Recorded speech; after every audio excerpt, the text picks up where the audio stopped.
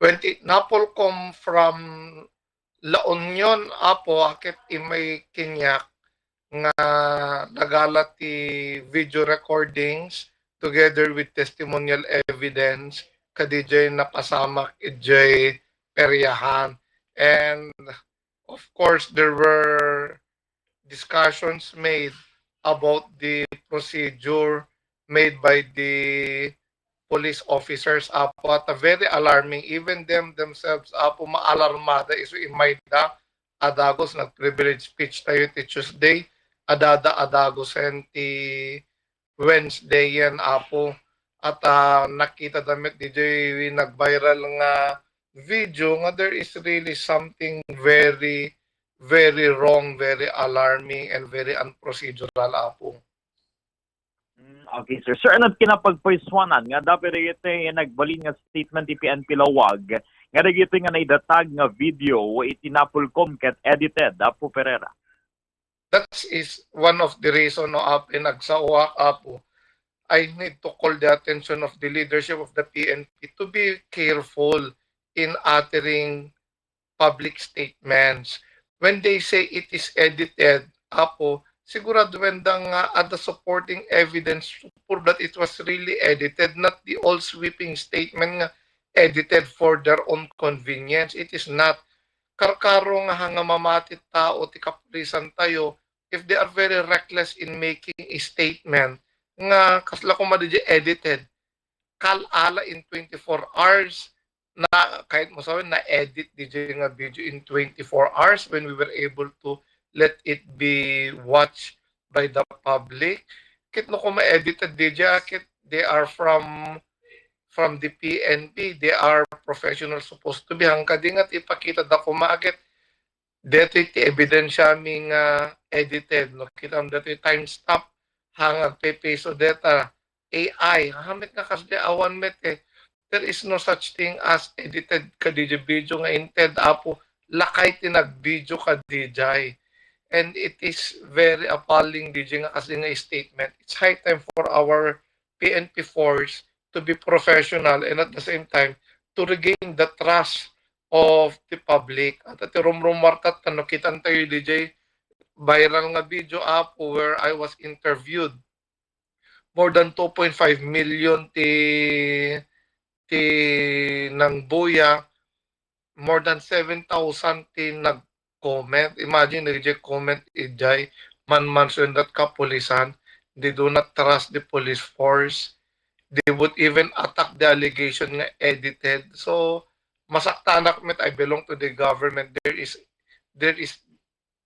is now the right time for the government to prove that they are doing their job properly and honestly apo. Okay, sir.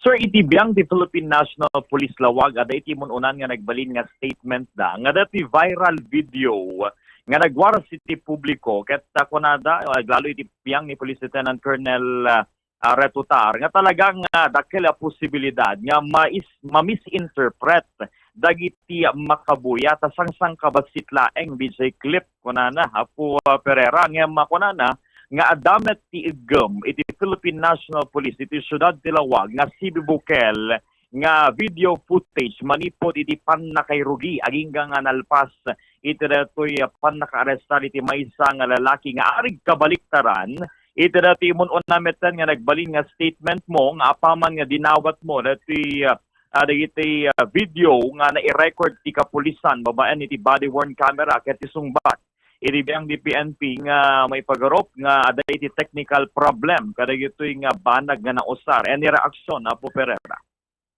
Kaya ape nagkaroon ng technical problem more than 10 police officers. Ape ada technical problem na. We have evidence showing that police officers were equipped with body worn camera, with cell phones, gamanda idadada sa carnival, idi mangrugi DJ operation da, napanan DJ nga footages, hang remor DJ nga footages, ti-remor lang DJ kayat da nga irwar. Remember, this is an alleged operation where there are firearms involved. no kakaste apo per manual ti PNP, they will show a strong display of force to deter any individual from retaliation.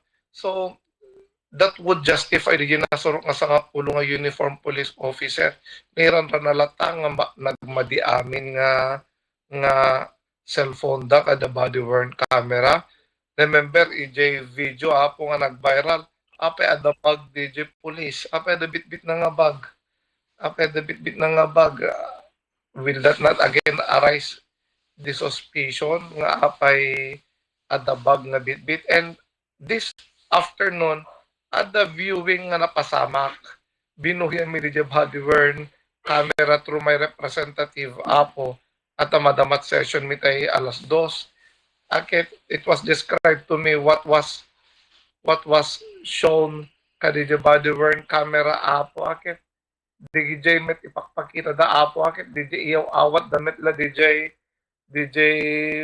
paltog met lang kini udi na lang nga area ha awan video nga mangipakita ti kapulisan nga no kasanudan na alat paltog awam pulos, so that will bolster our claim apo nga there's something wrong with the operation, but at any rate I'm not after the operation, I'm more on the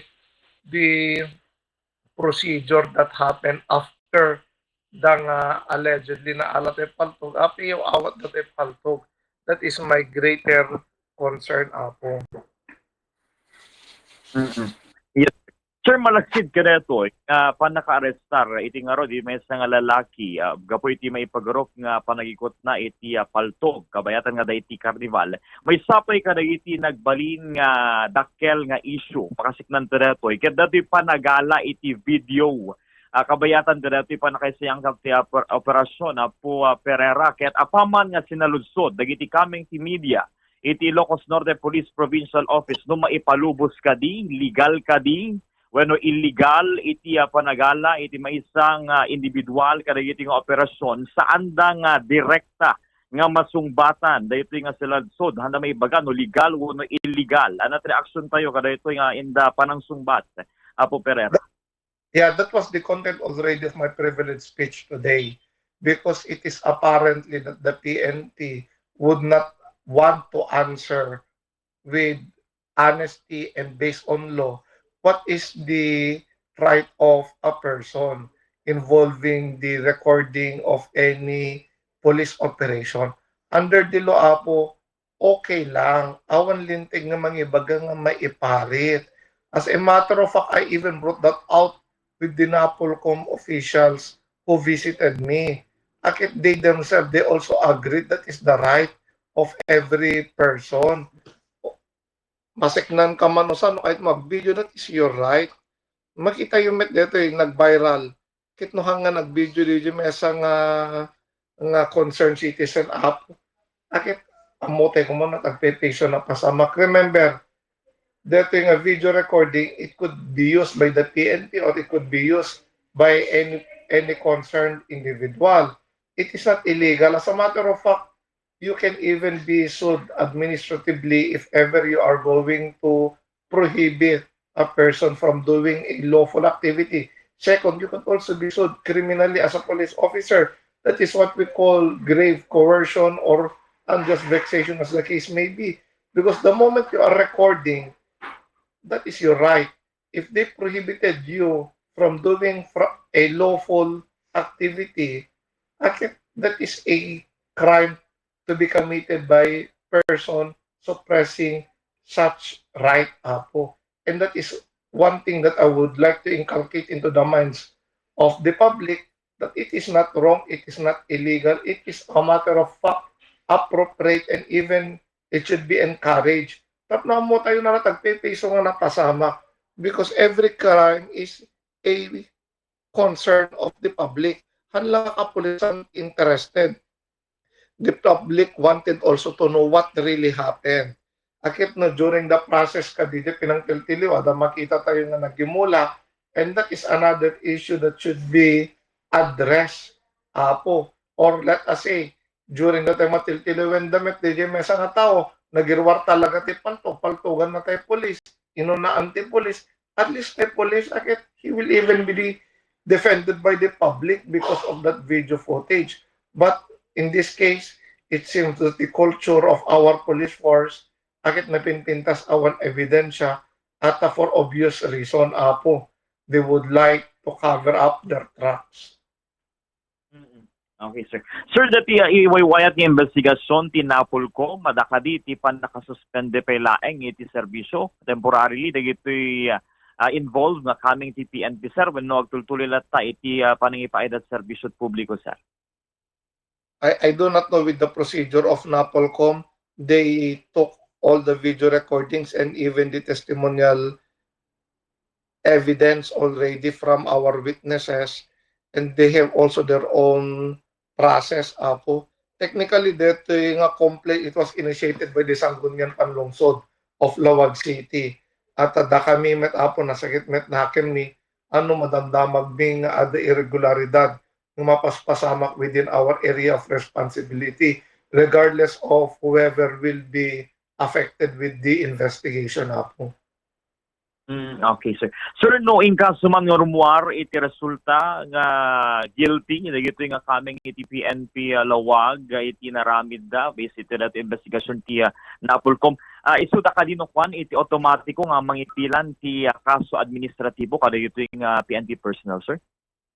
When dagito ini Napolcom, that is their mandate apo nga ag-investigar kadagito airing PNP members.